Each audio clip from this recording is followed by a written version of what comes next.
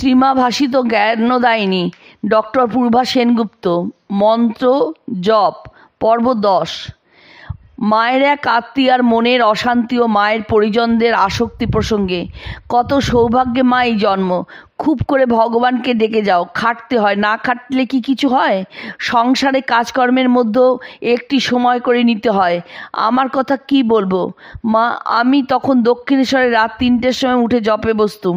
কোনো হুঁশ থাকতো না। একদিন জ্যোৎস্না রাতে নহবতে সিঁড়ির পাশে বসে জপ করছি, চারিদিক নিস্তব্ধ। ঠাকুর যে সেদিন কখন ঝাউতলায় শৌচে গেছেন কিছুই জানতে পারিনি।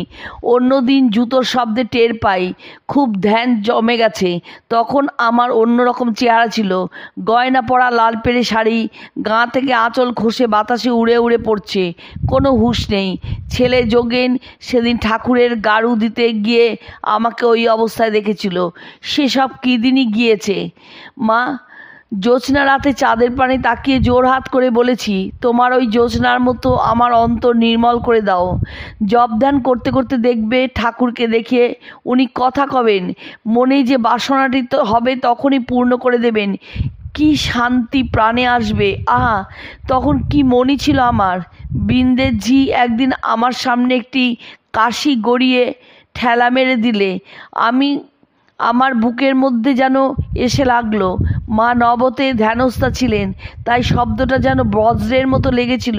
কেঁদে ফেলেছিলেন। সাধন করতে করতে দেখবে আমার মাঝে যিনি, তোমার মাঝেও তিনি, দুলে বাগদি ডোমের মাঝেও তিনি। তবে তো মনে দিনভাব আসবে। ওর কথা কি বলবো মা। জয়রামবাটিতে ডোমেরা বিড়ে পাকিয়ে দিয়েছে, ঘরে দিতে এসেছে।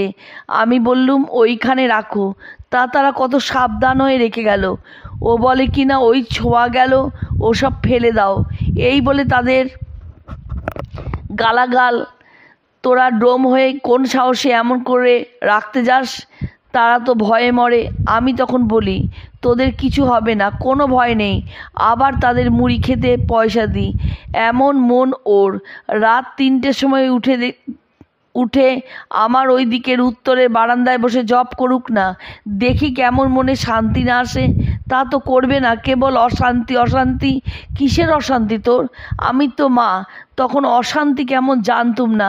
এখন ওই ওদের জন্য আর কি ক্ষণে ছোট বউ ঘরে এলো, আর তার মেয়েকে মানুষ করতে গেলুম, সেই হতে যত জ্বালা। যাক, সব চলে যাক, কাউকে আমি চাই নে। এ কি মেয়ে সব হলো গা, একটা কথা শোনে না। মেয়ে লোক এত অবাধ্য। স্বামী ঈশানানন্দ বললেন, মা কই, আমার তো জপ ধ্যানে তেমন মন বসছে না, জপ ধ্যান তেমন করতেও পারছি না। মা গম্ভীর হয়ে বললেন, জপ ধ্যান লোকে করে কেন বলো দেখি? একটু পরে আবার বললেন, এসব ছেলেদের চিঠিপত্র শুনে মন আবার চঞ্চল করছো তো?